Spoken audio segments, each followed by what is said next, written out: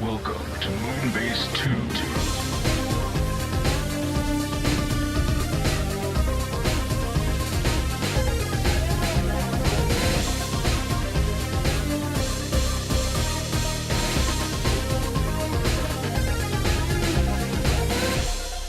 Hello everybody and welcome to the Moonbase 2 podcast. My name's Andy, Corporate Commander TFW. I'm joined this week by my silly snowman friend. It's Mikey, G-Wolf E3. Hello, Mikey. Do you know the way? No, I don't know the way, Mikey. You have failed, my brother. Am I your princess? No, sorry, am I your queen? No, you must be spat upon. Mikey, The internet, everybody. Mikey clearly been playing PlayStation VR, whatever it is. I am Ugandan Knuckles. It's been me the whole time. I knew it. It all stems from Mikey, dark, evil-seeded Mikey. Basically, I snuck onto the internet and turned it against people. Your ultimate plan. It's finally come true. But we're not here to talk about Ugandan Knuckles this week, Mr. Mikey. It's Transformer time, and we're going to jump straight into the third-party custom what's-majigger kind of news with Mech Planet, as we kind of we didn't complain, but we weren't thrilled last week or the week, the week before, by their Optimus Prime figure. So they decided to show us something a little different for their Mech Planet Hot Soldiers line. They're doing Hearts of Steel Bumblebee. We have prototype images of him in his robot mode with a hammer and in his weird train mode. A train which is that an actual train, Mikey? Well, to me, it looks like, you know how animated Blitzwing's alt mode kind of looked like you got a tank and then made it anime and chibi? Okay, yes.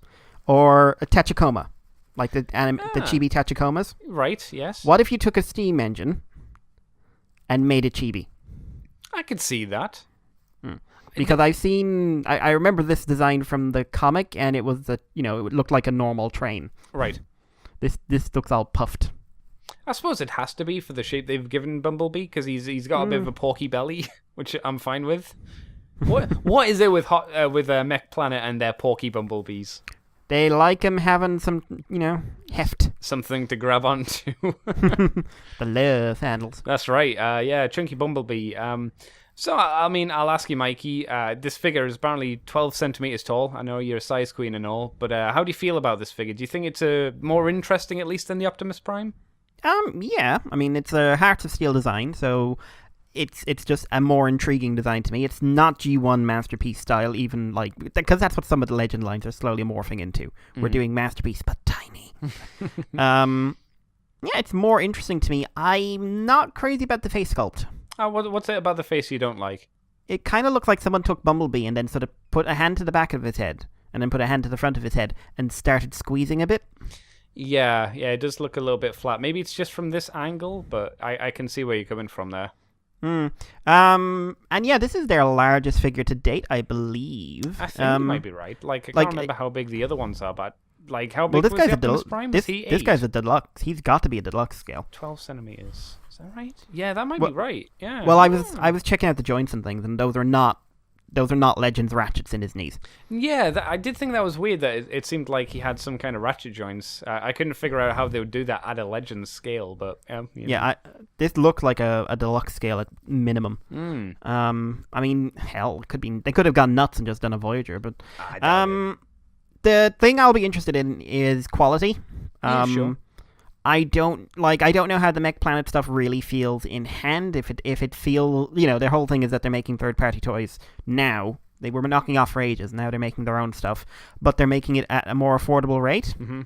So presumably this guy will be cheaper, but I want to know what he feels like in hand.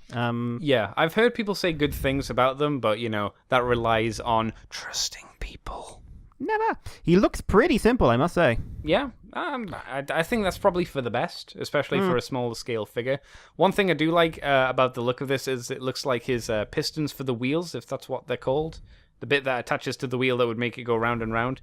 It looks like that will move as like a proper train would. And if it does, I think that's pretty fucking cool.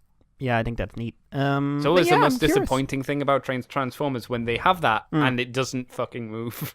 Oh, yeah, that's terrible. Yeah. My question is, will he have an optional cowcatcher face? Oh, that'd be fun. Yes. To make him Centurion? Yeah. Yeah, there we go. I know things. I read the comics. I mean, you can still pretend it's him before he's all traumatized and crap. But I will say I don't like his hammer because it looks more like a croquet bat. it does a bit. It Yeah. does look less like he's, forging on the railroad and more like playing it next to it, watching people forge on the railroad. Yes, everyone's on their ponies and he's just running alongside, hitting them with it. Yeah. Am I doing the game right? Yeah, close Screaming, enough. wicket. Wait, did you say wicked or wicket? Wicket. Okay. Oh, I don't know how that cleared it up, to be honest. No, it's fine though. I know at least, and that's the main thing. Yeah, so it looks pretty interesting. I'll be interested to see how they paint it. I think it'll just be, standard flat colors, but it'd be neat if he was like dirtied, like he had like grease and all that kind of jazz and coal and smoke on him. But I think that's asking for too much. I'd be surprised. I'll be happy if he's like yellow. I think you guaranteed him to be yellow, so you're going to be happy at least that way. Could be Nemesis Bumblebee. Bronze, I think, would work nice on him as well, but maybe that's not Bumblebee enough, I suppose. But yeah, Could be Goldbug. Goldbug. I think, yeah, he looks neat. Looks like he'll be pretty fun.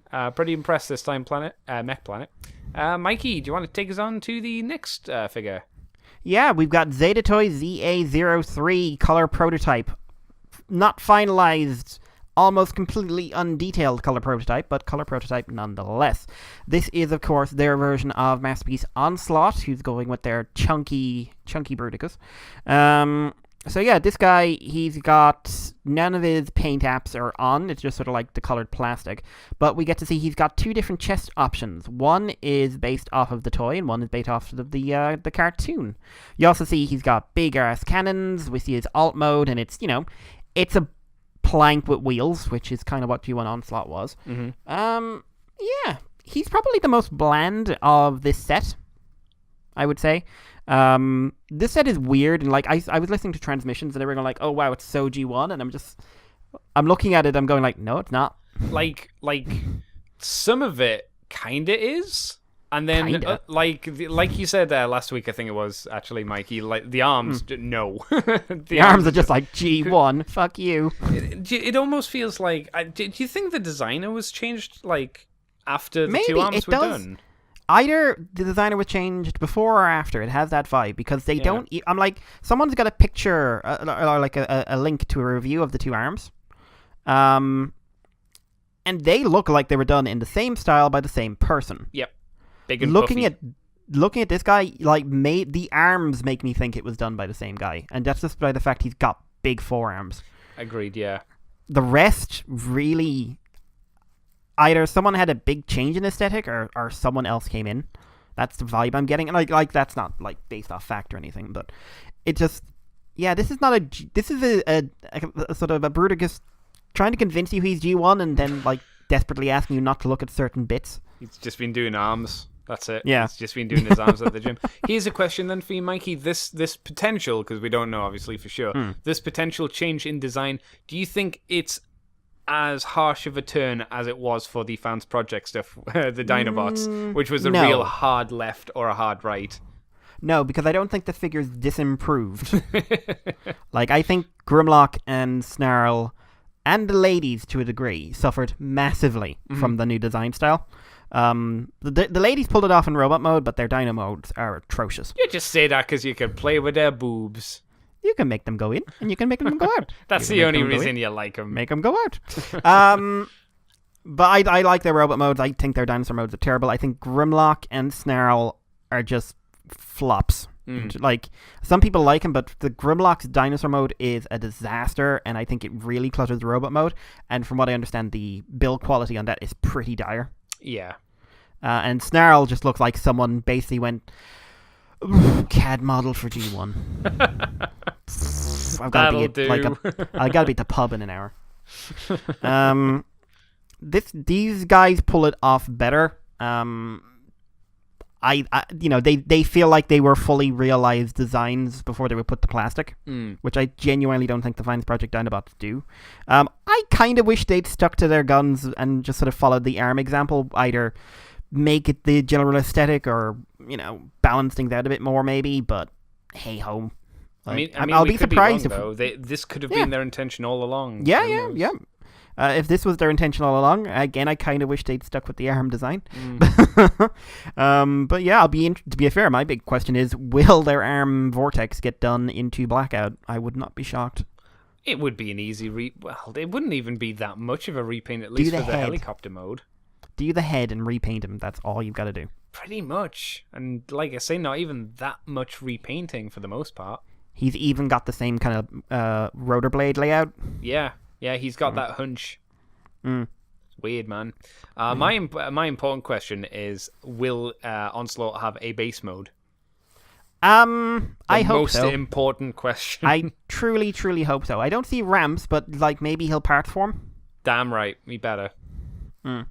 Best selling point of the G1 toy, he says, lying through his teeth. Andy, take us on. Sure. Okay, Mikey, last week we talked about Perfect Effect and their upgrade set, which was 21 and 22, something like that, I think. Oh, something like that. Something like that. And we also saw the image of another upgrade set, which was 23, but it was all grayed out and we didn't really know a huge amount about it. Well, shockingly, we're not going to talk about this, sorry. No, that would be a lie. That would be silly. We're here to talk about that upgrade set and what it seems to do. It's number 23.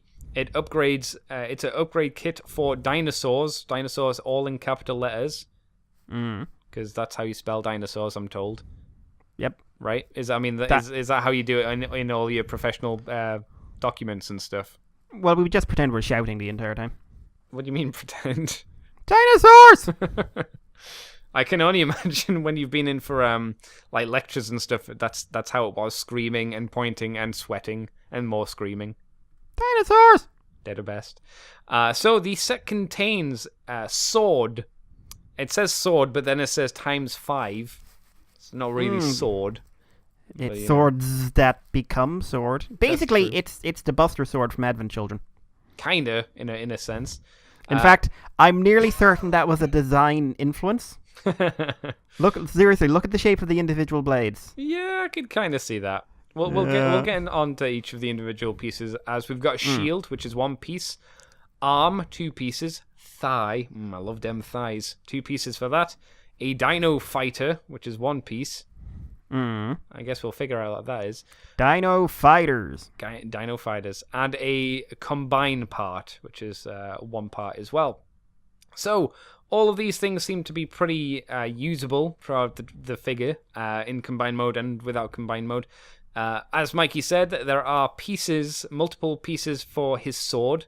So you have a black piece with indentations in it for a sword to slot into, I assume, to give it the effect a la Fall of Cybertron. You have the bottom handle part, which looks like it could be used as an axe, and then 2 other swords of varying sizes. And then it can all be combined together to make one big fuck-off sword, which I think has been deliberately shown in this image to be over his shoulder, because they know they can't get him to hold it outwards because of those joints that we talked about last week. To be fair, I also think it's one of the big contributors is because that sword is very obviously photoshopped in. It could be.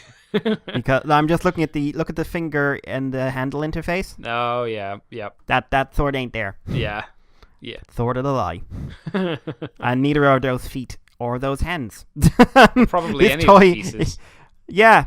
I suspect none of these are in the colored plastic quite yet. Yeah, well, we assumed that was the case last time as well. So what do you think about this upgrade set, Mikey? How do you think it looks? Because it doesn't just improve Volcanicus, which is still a stupid name. It also adds an extra bit of height to Grimlock, as he has new thighs to make him a little bit taller, and it also beasts out his arms a little bit more, which I think is a help. I think, for me, it definitely helps his proportions look a little bit better, because he looked a bit short and fat before. This helps slenderize him, in a sense. Definitely works better in robot mode, I think. Yes. The dinosaur mode, it's as flawed as ever, but it's got taller legs, and I will say the combiner ports are in a better place now because they've changed the transformation. So Volcanicus looks a lot more beefy, which I think is only a positive. Yes. Yeah, I think this is an interesting little set.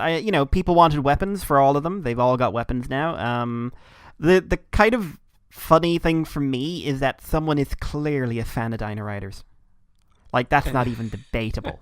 Yes, because the crotch piece and the Shield, shieldy thing? The shield thing for the chest can be plopped onto the backs of at least Grimlock and other Dinobot, and you can have a Titan Master right inside. I think that's fucking cool. I think that's a really neat feature.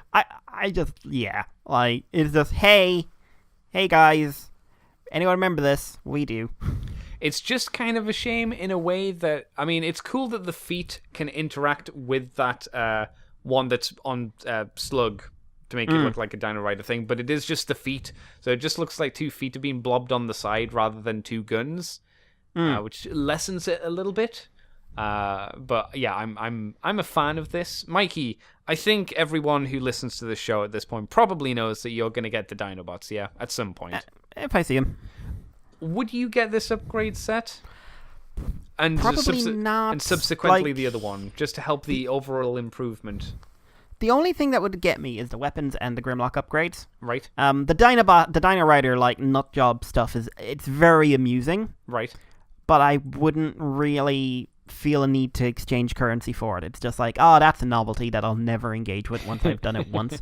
The improvements to Grimlock's Dinosaur Robot Mode, I think they have practical value, as do the weapons, but it's perfect effect, which means this thing is going to be priced far above really what it perhaps should be, because they have about a tendency to do that. £30 or something like that. I'd be surprised if I'd pay that much for it. Like, some people would say, "Oh, that's a steal," and it's like, yeah, but no. I suppose it depends what you want out of it, because it doesn't sound like you're not super into Volcanicus as an idea. You're not going to display Volcanicus. I would imagine you just display them as the Dinobots, right? That is kind of the goal. Yeah. So you would kind of lose a massive point of this set. This is to help the combiner mode rather than the individual robots, I guess. So that makes sense. What about you, Andy? Well, I'm not getting the Dinobots, so I couldn't care less. But if you did, would you? Probably, because I'm kind of the guy that if I have the figures, I need to save room. So I'd have them in combine mode. I do like the upgrades that it does for the figure. I think it definitely helps. I like as I mentioned last week, I like the improved feet, like the improved hands. His groin is way more appealing to me. He even has a translucent orange cockpit, which makes me think a little bit of Zone of the Enders. Not deliberately, but a little bit. And I just like the overall beefing out of him. I think it's greatly improved. So if I was a kind of guy that would get the Dinobots and do that, I would more than likely go all in and just get this full thing. I still actually need to get the body for my Menasor, because I've got the hands and feet, but I need the body piece at some point, but I keep forgetting and then looking on eBay and going, oh no, I don't wanna. So yeah, one of those things. I like Perfect Effect. I think they're neat, but I totally get where you're coming from. They are not the cheapest of things, and I think you need to be into the whole package. And if you're not, you're going to be missing out on a decent chunk of the money's asking price. So that's fair enough. Mikey, take us over to the world of Japan, and what have they been up to recently? Yeah, Masterpiece over in Japan has revealed their first repaint for Transformers MP34 Cheetor. Now, lots of people were assuming that the next thing would be Tigatron. You were. I thought lots of people were quite mad. I thought you were assuming it was Tigatron. Oh god, no. I thought Tigatron was likely, but I thought he was a massive retool.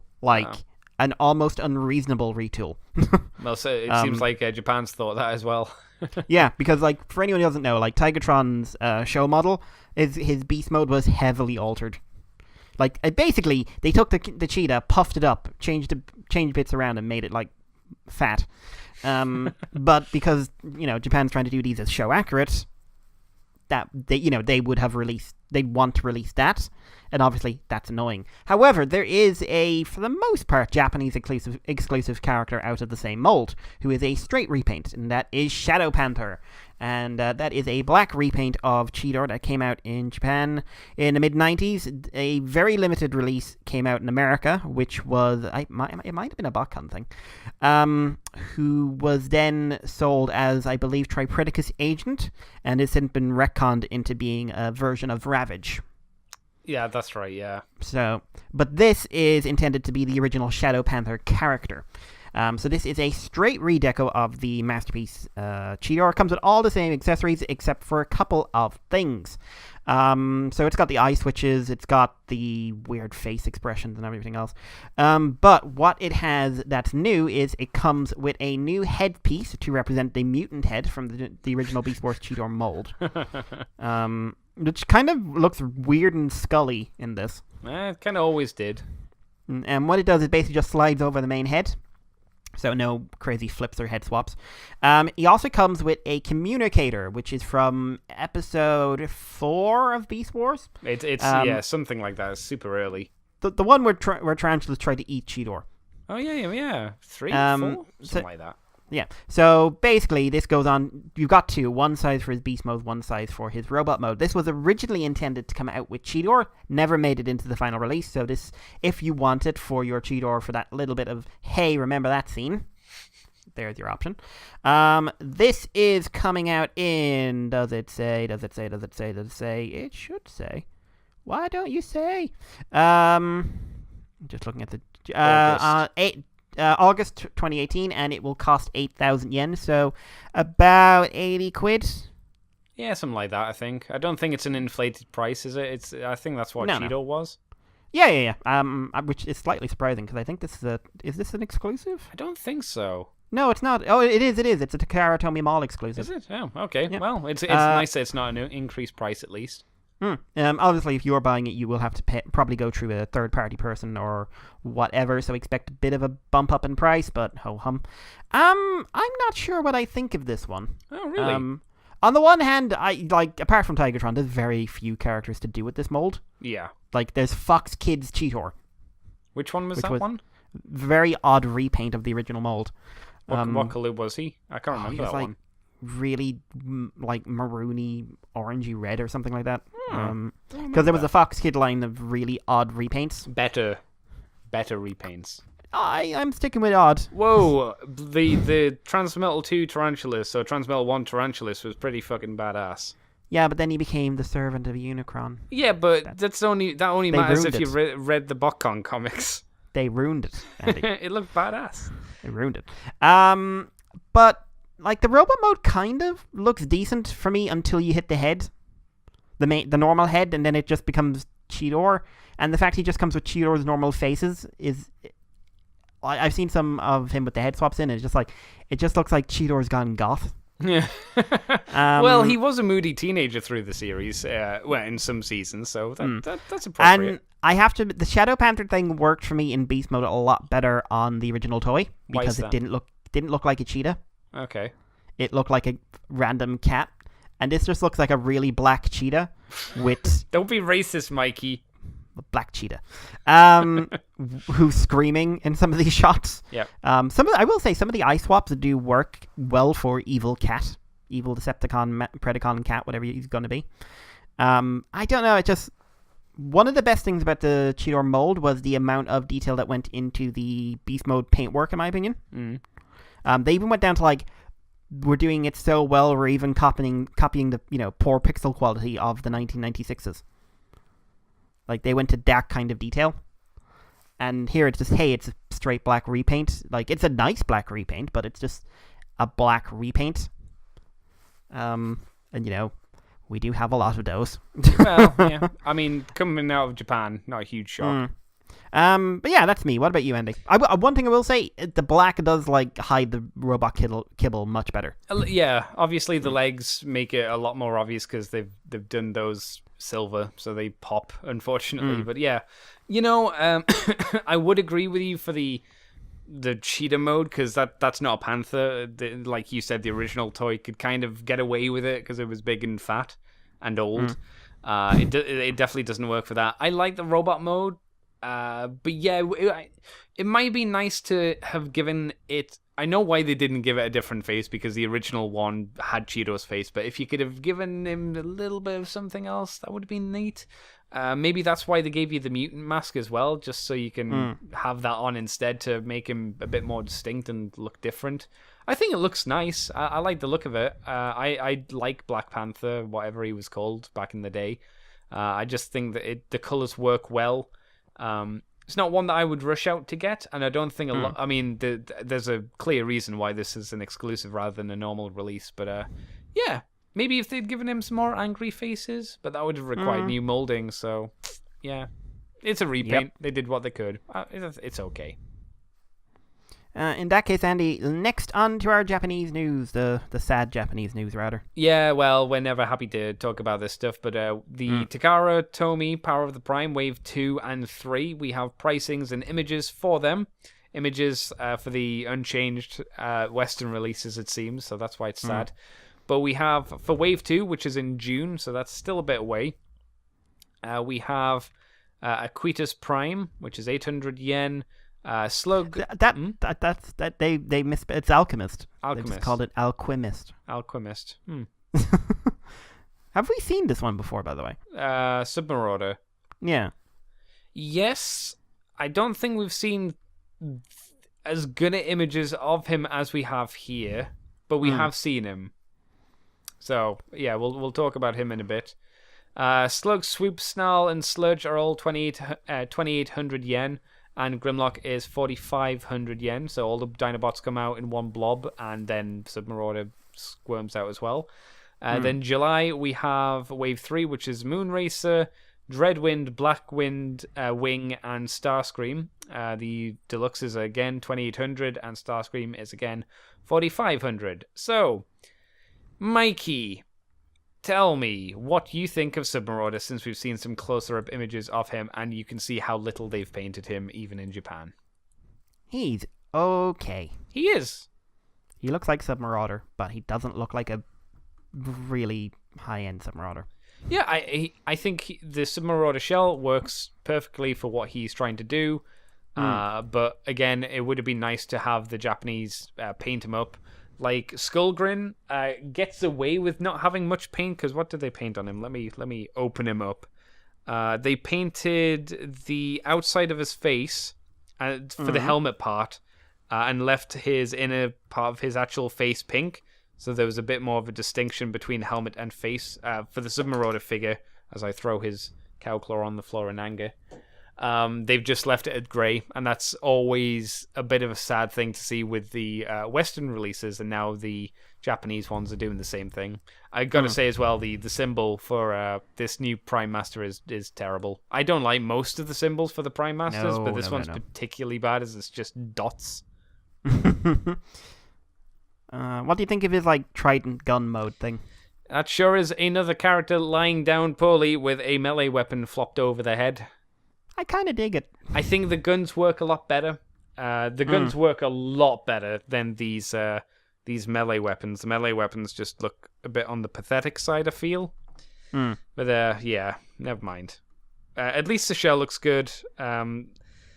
I'll wait for these things to go on sale before I really go out of my way to get them, because I don't know how much they're going to pop up in the UK for, but they're probably going to be like £8 or something silly, which they're certainly not worth. Yeah. What about you, Mikey? Any thoughts on him? He's neat enough. I'm not as into the Pretenders as other people are, but I think he's a nice enough sculpt.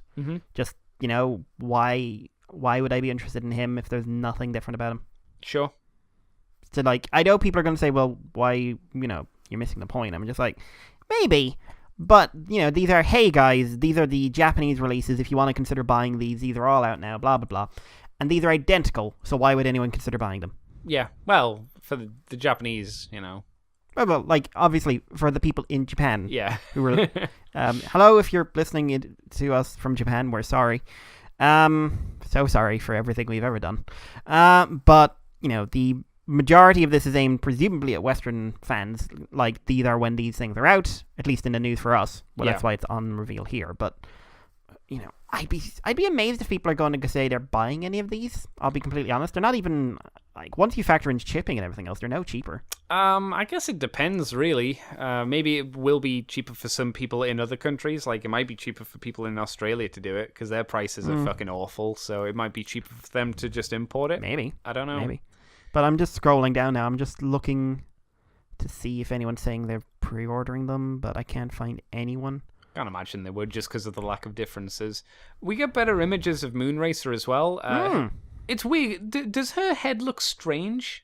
Like, it's not really on the figure. Like, it doesn't look like a proper head to me. I think it's because her neck is so small. Right. Or rather, like, she's got a sculpted neck and then she's got a ball joint sticking out of that. The actual face for it, though, just doesn't look... It doesn't look good. Well, I don't want to say it doesn't look good. It looks small. It looks small and it looks very plain. It looks like more like a mask. Like if someone sculpted a mask and then hid their face behind it, it looks kind of like that.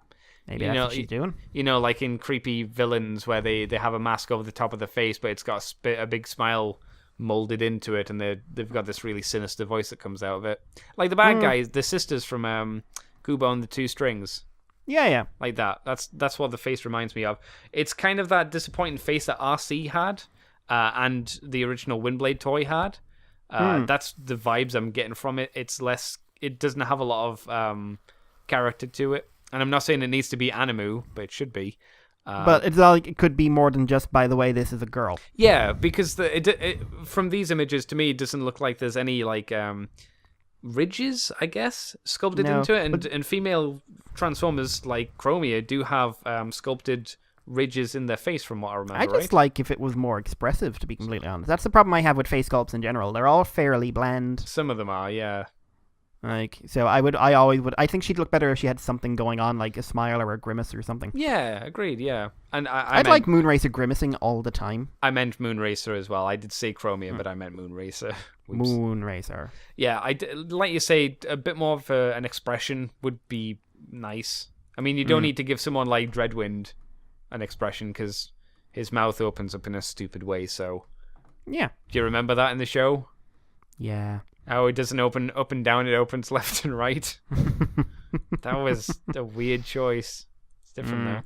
Are there any other figures from this list that you'd like to talk about? Because I think we've kind of seen everyone and talked about everyone. Apparently, under Starscream's wing stickers is paint. Cool. So... I don't see any images to show No, the paint. I mean, like, apparently, according to people, underneath the stickers, if you take off those stickers... Right. There's red paint. Really? Like, I think the red lines are painted in. Huh, okay. So, this raises further questions about this line. Yeah, if that's true, that's a head scratcher. Oh well, fair enough. If that's true, that's true, I guess. But yeah, I guess we'll move on though, Mr. Mikey, since, you know, nothing else to talk about there. Yeah, this is a bit of a weird one, actually. So Rescue Bots is, of course, coming back soon, which means that they're going to have an accompanying toy line. And if you remember, I think, was it 2 or 3 waves in? They decided to do a whole line of dinosaurs. So they did Optimus as a T-Rex, they did the main guys as various different dinosaurs, they had little small dinosaur companions, and then they went into some kind of rescue vehicle, and then they went again into dragons for a bit. Because I think there's a Bumblebee dragon toy that came out like last year. I think. Yeah, that sounds about right. Well, in a bit of a reversal for the new line, presumably Rescue Bots Academy, Optimus is going to be a T-Rex again. This is Optimus Primal, Rescue Dinobot Optimus Primal, who is the same basic design, but a completely redone mold. So he's more horizontal. He's got a bit more of a sort of like greebly head design. His feet are completely revamped. And he also comes with 2 mini-cons, which is a little raptor thing and a little ankylosaurus thing that looks kind of like a tortoise. This is the reason I gave you this story, Mikey. Yeah, they're noting here that it looks like it does something. I'm presuming it turns into Optimus Prime, as is its habit. Yeah? But looking at it, it looks like it does it a bit more complicated than the original. Not like it's not going to be much more complicated, but... I mean, I wasn't expecting this to ever be revisited. Like, ever. It does seem weird since the show's... Well, at least that dinosaur part of the show is over now, right? Like, they're not doing any more dinosaurs. I know that the dinosaurs showed up a few times after Age of Extinction, but like that's why they were there. They were playing off the Age of Extinction thing. I don't know. It's a bit of a weird one to me. Maybe they just did well enough to justify it, I guess, right? Hmm. I mean, that's pretty cool if that's the case. I mean, kids like dinosaurs for some reason. Yeah, and Rescue Bots is, like, from what I understand, still going gangbusters. Yeah, so I guess this is an easy reason to do it. Rock and roll. Rock and roll! I don't know what that was. No, I don't. Good try, though. Shall I move us on, Mr. Mikey? Yes. Right. Well, because I think we talked about James Roberts last week coming to TFN. If we didn't, James Roberts is coming to TFN. We also have news this week that Jack Lawrence is going to be coming to TF Nation as well for 2018. So him and James, who both work on The Lost Light, James as the writer, he as the artist, are going to be coming in. He's also worked on properties like Teenage Mutant Ninja Turtles, Doctor Who, Sinister Dexter, Skylanders, and Jackie Chan. I hope that means on the man and not just the comic. Well, he just has been working on literally Jackie Chan. Yes. I don't think that's legal. You don't know. It might be Jackie Chan's way. Jackie Chan's way is... That's probably not Jackie Chan's way. Don't you judge Jackie. I don't judge Jackie. I just expect better of him. Don't you judge Jackie. So yeah, if you're interested, you can go and sign up for TF Nation, which you should do, especially transmissions people. No excuses. 17th to the 19th of August 2018, Birmingham Hotel Hilton Metropole in Birmingham, England, obviously. And that is going to be in August. So come and do it.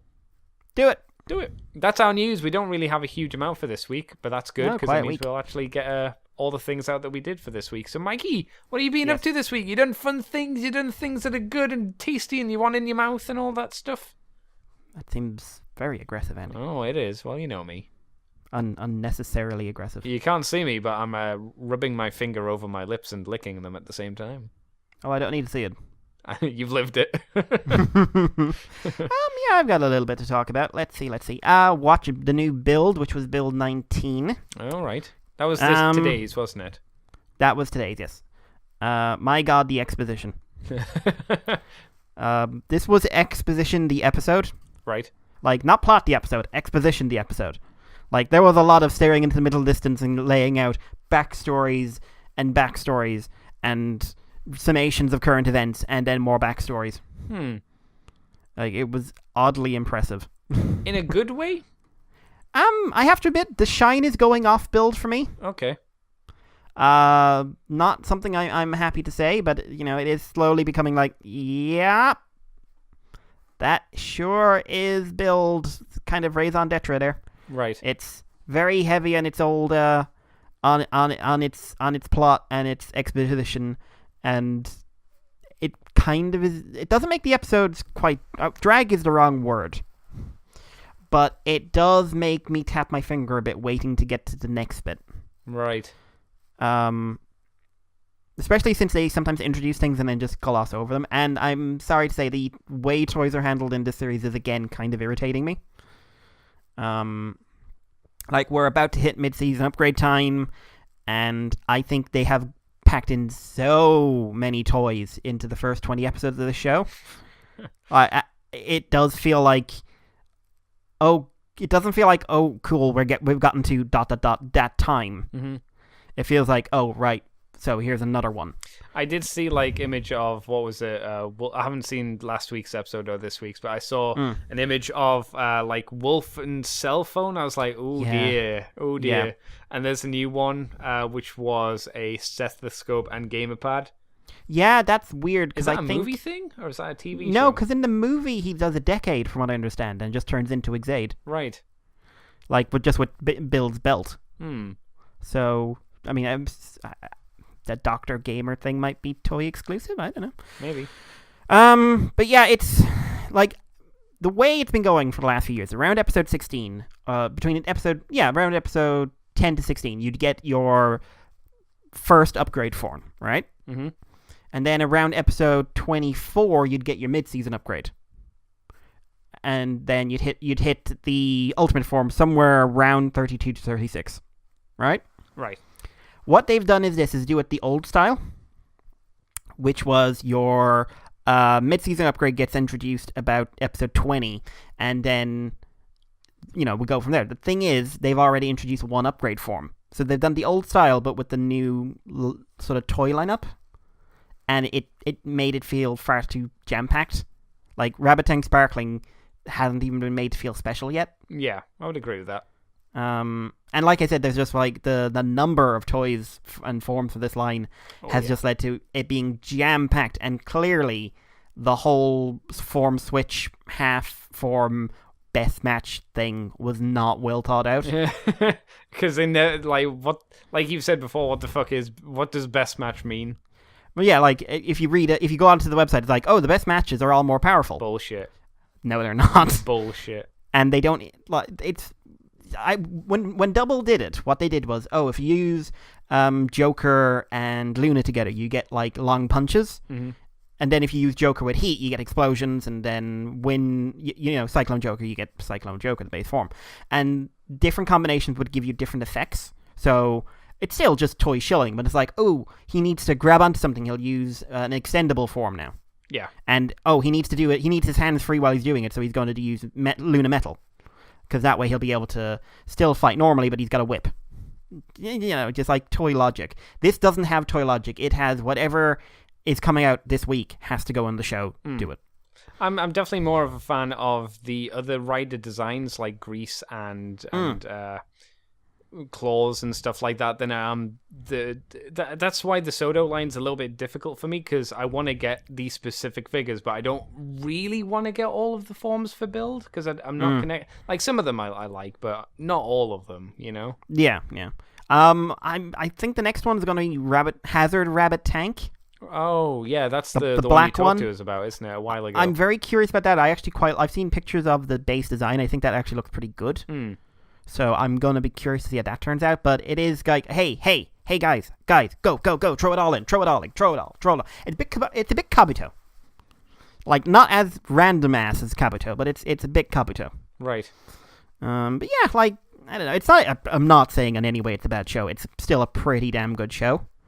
But it's starting to hit just a few things that are making me back up a little bit. Well, technically, we still haven't got to the point where most Kamen Rider shows get good, as they say. So yeah, but I always said one of the problems I was having is that, are we going to get burned out in this? Because they were doing it so quick. But, Exaid, we said the same thing, and Exaid just went, fuck you. Yeah. We're just going to escalate. But you've already escalated. We're escalating anyway. Right, so that was build. Some animus. I'll throw this in just because I watched the first 2 episodes last night. Caught one called Beatless. Just like sci-fi. Like, tell me if you've heard this story before, Andy. Slightly sci-fi world. Mm-hmm. Robots that act like humans, and people go, oh, well, they're not people. Right. There is a slight gender bias to the robots. Right. Are they all ladies, are they? They are all ladies so far. Okay. Well-meaning person who treats robots like people, even though people tell him not to. Uh-huh. Encounters bizarre, not acting like normal robot who also happens to be the scariest fucking thing within 100 miles. Okay. Instantly attracted to her. Yeah, and she is by far the sweetest and nicest thing within 100 miles. Sure. Yeah. And also there are other robot ladies who are less sweet and nice. Okay. Does this sound familiar? Yeah, it sounds like a lot of things. Yeah. I just checked out because I saw the word sci-fi. So I said, okay, I'll check it out.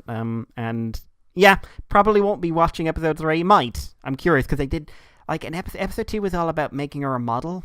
What? Making her a model, but it's like you're introduced to her being chased by the police and the army and stuff. So I'm like, should she be on the television? That doesn't sound like a good plan. Yeah, and they are, unlike most, and this is, like, I don't think this is going to go into any depth because this feels like it's not aimed, like, at a hardcore audience, shall we say. Sure. They are kind of sort of hinting that some people like to have the robots for things other than cleaning. What? Are you saying that people might be having them for sex? It is possible. What? No, that doesn't seem realistic at all. That's how you know it's not based in reality, because there's no way people would have sex robots. Yeah. Oh. But speaking of sex robots, Andy, Yes. Okay. let's talk Darling in the Franxx. Okay. Yes. So this is a new show, mostly led by Studio Trigger, but there's another company in it as well. Studio Trigger is most well known for Kill la Kill, but they've done a lot of other things, a lot of weird shorts. I sent you one during the week. If you saw it, what was it called? Sex and Violence with Meathead or something like that. I wondered why you sent me that. I was confused. That was weird. Yeah. That was weird. That was like a weird take on Panty and Stocking with Garda Belt. Yeah, I didn't watch all of it because of that. Because I really don't like Panty and Stocking. I haven't seen enough of it, to be honest, but this was just like, okay, we're just going to do that, but we're going to do it in real filth. Like, real filth. High quality filth. But it's a 10-minute short, so. Sure. And, they also did Little Witch Academia, which I love. But it's, they do things in a very distinct visual style, and they tend to go to extremes. Sure. Even with Little Witch Academia, it is extremely cute. It's not just cute, it's extremely cute. So they've decided they're doing a mecha show. And one of the reasons everyone is saying Trigger and not remembering the other company involved is because while it's fairly tame in terms of how crazy the art style is, there is so many visual keys that are Trigger. Okay. Like, if you've seen Kill la Kill, you won't see, like, the crazy visuals. Like, no one's going to come in a room 14 times bigger than they are when they exit. Right. But you're going to see, like, facial expressions and some gag moments and just like, I see what you're doing. Yeah. Right. I like this show quite a bit. It's got really strong visuals. The action is, so far there hasn't been a lot of it, but it's been pretty strong. I like the robot designs. Like, the robots are really expressive because, like, the way it works, the male controls the body, but the female is sort of like the computer. Okay, she's the brain.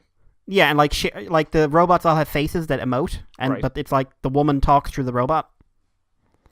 And I don't know. I'm very curious. The world building is very interesting. It feels very dark, like much darker than I was expecting. Hoping this is a 26 episode series. It's not confirmed yet, but I think if this went 13, it would suffer for it, like, because it's not moving at a super fast pace yet. Right. It's not like it's got a season 2 or anything, as far as you know. This is a Trigger original story, which means this is all off their back. Right. Yeah. So probably only 12 episodes. Either it's 12 or they're going for the full 26, which is, there are more and more 26 episode animes on at the moment. As long as I'm okay with that. I want them that if they got the story, I wanted them to do it, Yeah. But I'm enjoying it. I like the story. I like the characters. There's one guy who's an utter prick, so I hope he gets the shit kicked out of him at some point. And they've got this little bit of a sinister vibe to the whole thing. I'm liking it. I'm liking it quite a bit.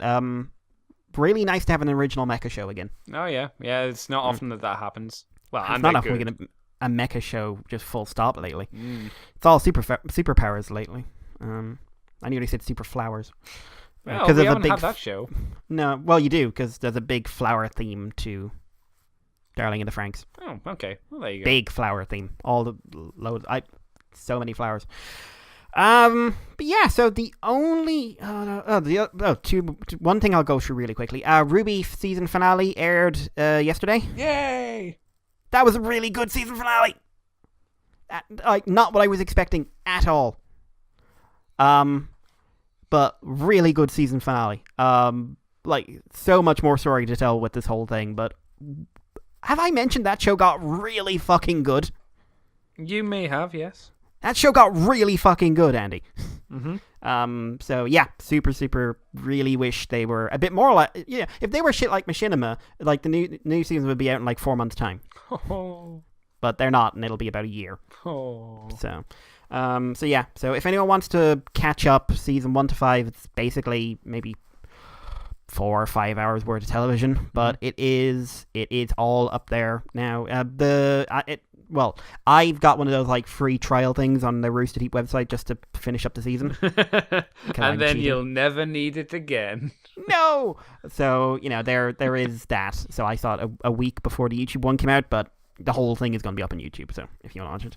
The only other thing worth mentioning is I saw Godzilla Monster Planet, or Planet of Monsters, because someone decided to turn a very simple name into a very unsimple one. I've seen a lot of people not say positive things about that. I thought it was really solid. Okay, I've seen a lot of people not happy with that. No, I think a lot of people may have been coming in expecting Shin Godzilla. They shouldn't. They should be going in expecting Godzilla Final Wars. Oh, it's not that either. Yep, that's why I'm not going to watch it. Yeah, basic story is monster showed up. Godzilla kind of killed off all the other monsters and then fucked up the planet. And cool. People left in spaceships with 2 alien races who are totally not sinister. Cool. Totally not sinister, Andy. They're fine. Mm-hmm. And they're using sort of gunbuster space travel logic. So they've been gone 22 years. When they come back, 20,000 years have passed. Right, okay. So, and they have to find and kill Godzilla. And the main character has a bit of an Ahab white whale complex going on. No, he'd still, okay, that's fine. Yeah.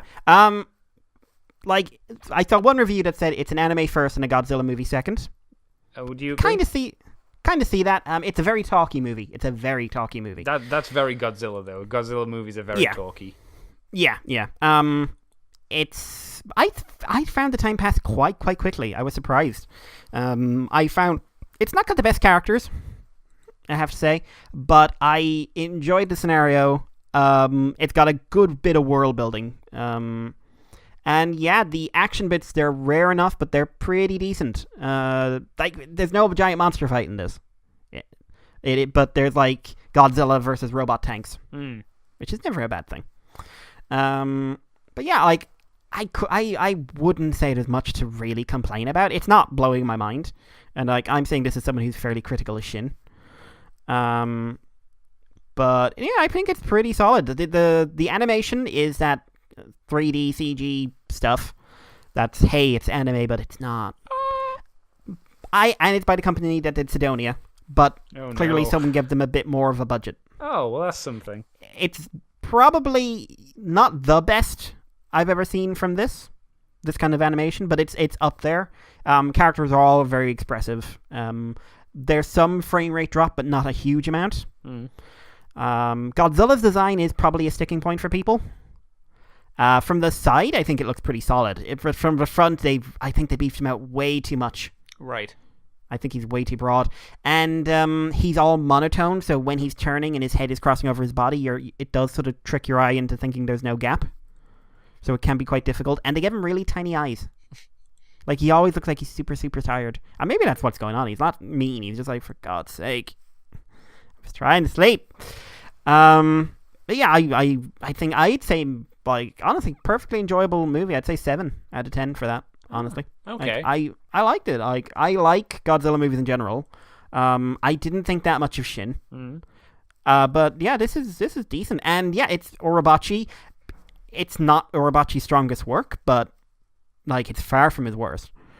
And also, the Orobachi moment is possibly my favorite one ever. Oh, okay. Not because it's the darkest, not because it's the most shocking twist, not because it's the one that ties in best to the story, because it's by far and away the most gleeful one I've ever seen. So, for the two people who don't know, Orobachi is a fella who, when he writes stories, he has a little bit of an M. Night Shyamalan twist, usually in the middle. Maybe the early episode, depending how big the show is. And it's called an Orobachi moment, because it's usually something that makes your gut kind of cave in. It's usually something unpleasant, or disturbing, or whatever. And the thing is, there is a moment where someone starts talking, and you, the viewer, if you're listening quietly in the distance, you can hear Gen Orobachi start laughing. And it's getting louder and louder and louder as the dialogue's going closer and closer and closer to the Orobachi moment. Like, it feels like he's going, oh, it's coming, there it is. Like, this feel like he was very happy to write this bit, and it's one of my favorites, just because you're just sitting there like, oh, you don't say that. Oh, you don't say that. Oh, you said it, and this is happening now. So yeah, I'd say honestly, if you like kaiju movies, check it out. I think if people are being hard on it, I don't know what they want. But then again, people have odd tastes in both monster movies and anime to me in terms of what they think excels. So yeah, that was my thing. What about you, Andy? I've been watching animus. I've been watching animus and playing animu games. I played Animu games. Have you been playing like some sort of sex game? Kinda. I've been playing Doki Doki Literature Club. The sexist game. The sexiest game, you mean? I don't want to talk too much about it because I think people should go and play it, like Mr. Mikey said. I would say, you know how you told me to read the keep an eye on the folder and keep an eye out for files. I think that's better to do on a second playthrough. In all honesty, I think that because I already had an idea of things that were happening. It really affirmed that stuff very quickly. So I think that might be better to have on a second go through, so you can go, oh, look at how much this game does. Isn't that cool? You also picked the wrong waifu. I'm just saying, Mikey. The other one's not appropriate. She likes manga. I can interact with that. That's something I can latch on to. That's something that we can talk about as people. I feel if you pick her, I would be more comfortable if there was an outside adult who can confirm that I am sitting across the room, all is well, my hands are at my sides at all times. I'm pretty sure there's a wiki page that says they're all 18. I think I saw that on a video and I laughed because I was like, don't lie. You haven't seen Buffsky. I don't know what that means. Buffsky is the ultimate meme that has come out of Doki Doki Literature Club, which is so much it has started moving into Steins Gate stuff. All right. Which is basically Natsuki's head on a bodybuilder. Oh God! And I just stumbled on Mayuri's head on a bodybuilder yesterday. Why is that a thing? I don't know. Oh. It's just his own thing. But if you just it's everywhere. It is absolutely everywhere. Weird. Yep. So I played that all in one night. It's weird because I didn't like it as a whole. But it left an impression on me, and I've been thinking about it for a decent amount of time afterwards. I didn't like playing it, but I think it was an interesting experience that left a good impression after the fact was done. I'm not a big fan of visual novels because there's way more novel than there is visual in that title. I think you get way more out of a comic visually than you do this kind of storytelling, as you have like. There's not much visual stuff that goes on in them at all, and that I feel is a real drag. But it does have some really interesting, subtle stuff to it, and it's really good to read the poems. But it's better to read the poems on a second playthrough so you understand the characters better. Because I can't interpret poems. I don't know what the fuck they mean. So I looked at these poems, was like, yep, cool. No idea what that means. Then I got to the later ones and went, oh, that's what I'm guessing this is on about, maybe, kind of. That's cool. I know this character more now. That's cool. So yeah, it's a weird 50-50 of like, I didn't love it, but I think what it left me with was way better than what I came out with originally. It made me think more after the fact, which is kind of interesting. I finished watching Inuyashiki, I think it's called, about an old man who becomes a robot. That was okay. I think it wasn't hyped up a lot, but it makes you hate the villain very quickly by the second episode, and then tries to make you empathize with him to a not very good degree because of that second episode. And then just has like a really weird way that the episode, the series ends. Episode 12 is a bizarre thing, like Meteor's coming to Earth and stuff, and it's like, oh, okay.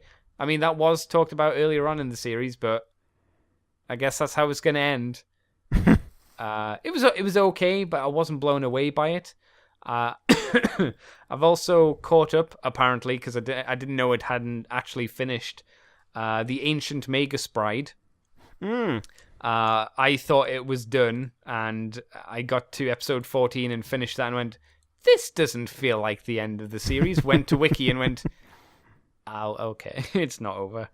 I would describe it as if you take the sadness out of Made in Abyss and left the world building an interesting way you explore a new land in. That's kind of what this has going for it. It does magic in a really well and interesting way, and it does folklore. So they mention Tir Nog, and I was like, I remember that terrible TV show. But then I also thought to myself, I also know a little bit about the folklore thanks to Mysterious Universe, which is an amazing podcast. Yep. And learned a bit about fairies, and they do a really interesting job explaining like those folklore creatures and different kinds of dragons and what they do in this world. It's really interesting to watch, but there's absolutely no fucking stakes in it at all. Like it's the story's nothing to write home about. It's kind of a romance story kind of thing. But the most interesting aspect is learning about folklore in that kind of way.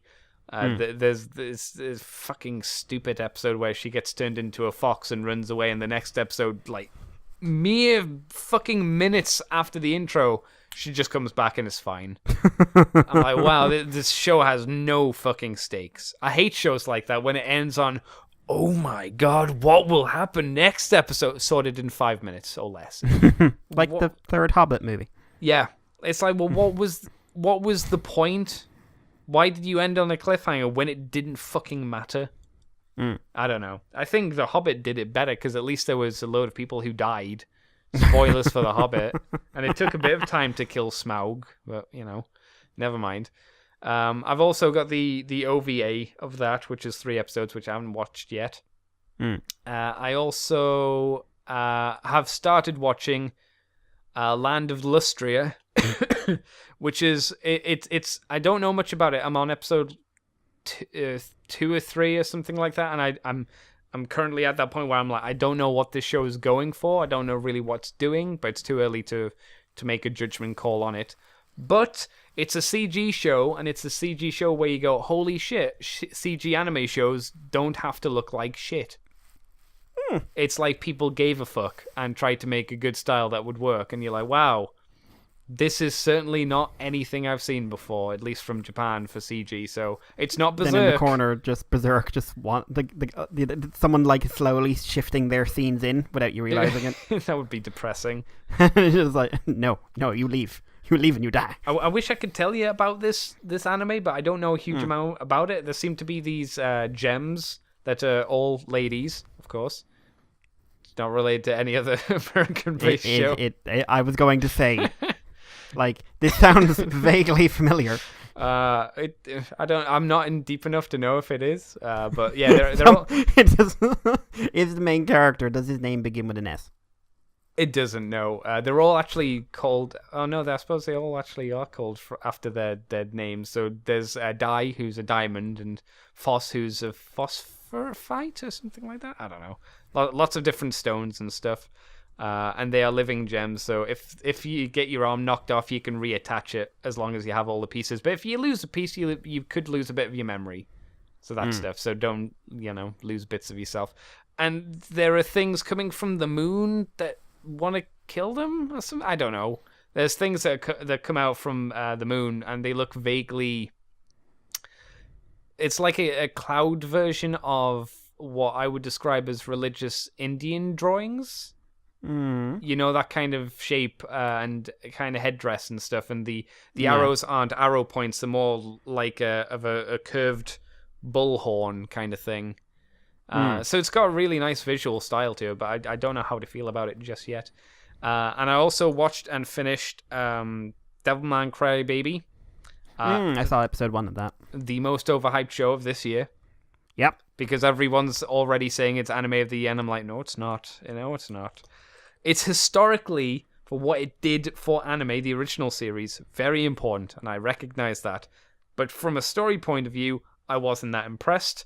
But it is based on a manga from the 70s. So I described it to my friends like this on the Skype call last night. Back in the day, you were satisfied with a peanut butter sandwich. But then along the line, someone decided to put some jelly in there as well. And now it's a peanut butter and jelly sandwich. We're going back to the peanut butter sandwich. But I just wish you could add bits of jelly to fatten out that sandwich and bring it more up to date. And they do in some aspect, but it's still not as satisfying as a meal as, say, like Parasite the Maxim or Ushio and Tora. So good. Both of those shows bring, granted they are not as old mangas, But they bring those and they add more stuff to it, and they do them both very well. Visually, I think it's interesting, but for characters who face a plight, we'll just say it like that, who face plight and peril, I don't care about anyone. There is no one in the show I connected with. I didn't care that much about anything that happened, and I think that's only because it was 10 episodes long and subsequently didn't have enough time to make me want to care about anyone, you know? And they do have some really bad reuses of animation. Oh, yeah? Yeah. Do you remember? You've seen Mickey running, haven't you? Yes. You'll see that a few times. Oh, God. And there's some really bad, awkward, not shot, because it's not shot, but drawn scenes for, like, episode 9. Some really badly drawn scenes. The original manga was 5 volumes. It only went on for a year. Really? Oh, well, maybe that's why there's not much oomph to it. And I think, wasn't most of that just, like, Monster of the Week? Yeah, original manga was 5 Monster of the Week volumes. The next manga, Shin Devilman, it ran for 1 volume, but it ran over a year. Oh, Jesus. So, Andy, I think if they did more than 10 episodes, unless they were adding stuff, they would have run out of material. Maybe they should have added some stuff then, just to make me care. Because at least with the Monsters of the Week, they do make some of them significant, but there was a one later on called Xenon or something, and I was like, I have no idea who the fuck you are. I don't know what your point is. I don't know. They talk about Amon, the demon that Akira fuses with to become Devilman, and I know nothing about this demon apart from he's apparently very strong. You know nothing by the end of the series about him. So what does it matter? You don't even know how Akira becomes a Devilman and conquers him with his heart, his human heart, to keep it. You just know he does, and it doesn't really explain how he was able to do it and how. So hang on, you don't. In Devilman's OVA, you don't see the origin of Devilman. What do you mean the OVA? You mean this Crybaby? Yeah, because it's or whatever it is. You see him become Devilman. I mean, you saw the first episode of it, but it never really explains the like how he was able to do it and how some other people aren't. If you know. Yeah, because I saw the episode and I was just kind of assuming there would be like a flash forward or a flashback episode later on. No. Oh. No, he just does it. Because, I mean, Amon, I know, like, I'm a little bit familiar with the Devilman fiction.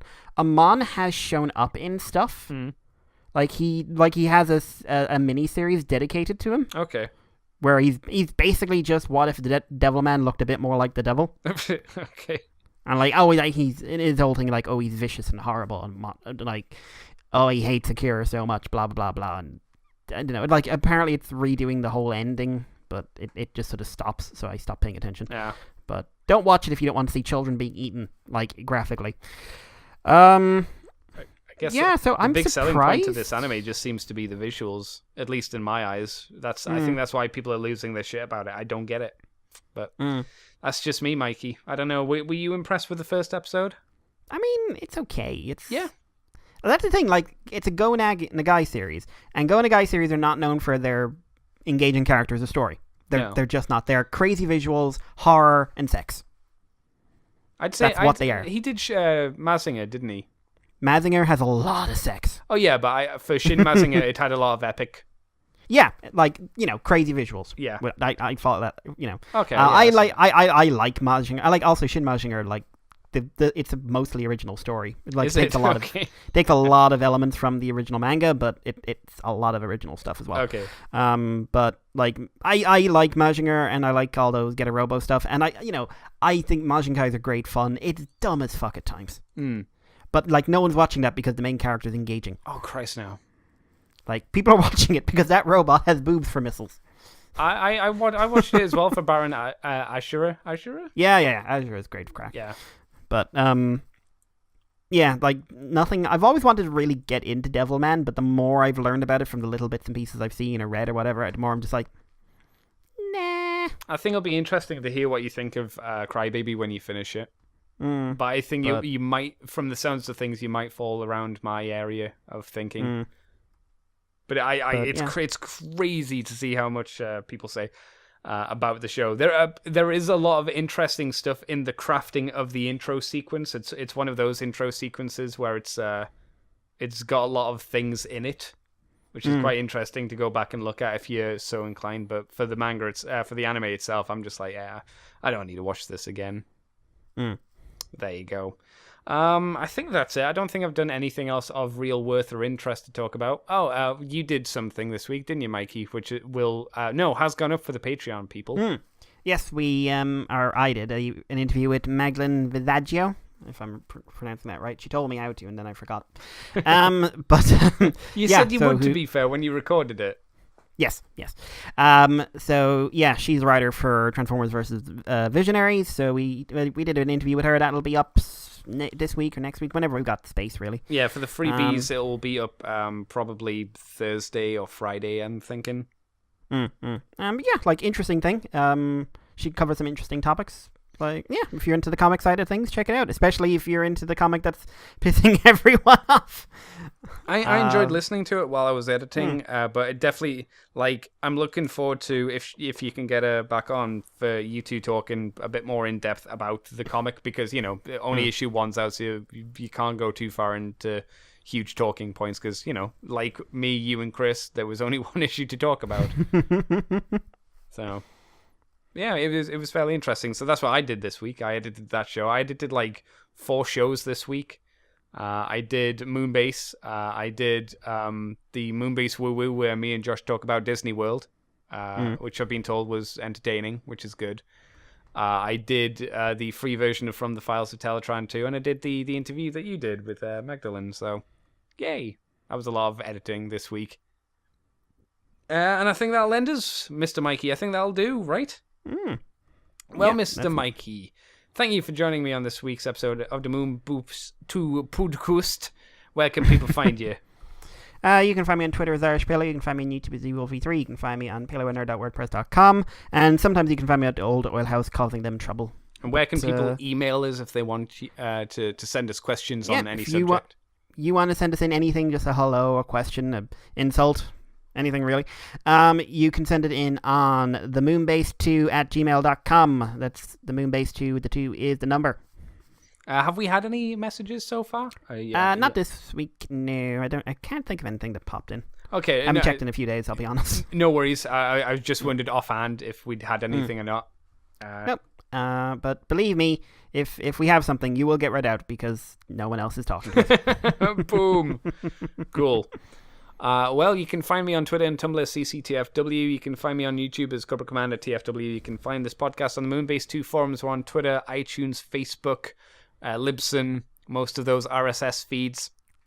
You can also find us on YouTube as Moonbase 2 Transformers Podcast. And if you want to get the interview right now, that Mikey did, and Moonbase Woo Woo and the extended version of From the Files of Teletran 2, you can head over to patreon.com/Moonbase2 and do just $2 each month, and that's it. That's all we ask. And you get like all that stuff, which isn't too bad, I don't think. I think we're fairly reasonable with our Patreon. Yes, didn't you say we got some more this week? I did. I was waiting for that. Yes, we got 2 new pledges. So thank you to Josh Golden. Golden Week, Josh. Every day, your life due Nesu. And thank you to... Don't you fucking judge me. I like Persona 4. And also thank you to... Excuse me for the coughing. And also thank you to Heather Smith for joining up as well. Oh. I know that person. That was an O of oh no. Oh no! She's terrible. She's history's greatest monster. Okay. She's killed before. Wait. She actually is, like, she has that whole Primus Apopotus condition. She sits in mirror and just says transform and roll out over and over and over again. When are you going to persuade your friend PC to sign up? I don't think she'd pay money for it. I think she enjoys being able to hear it for free. and commenting on the quality of your picture edits. Okay. She has not been kind. They're not meant to be good. They're not meant to be good at all. They're meant to be fucking quick. And that's what they are.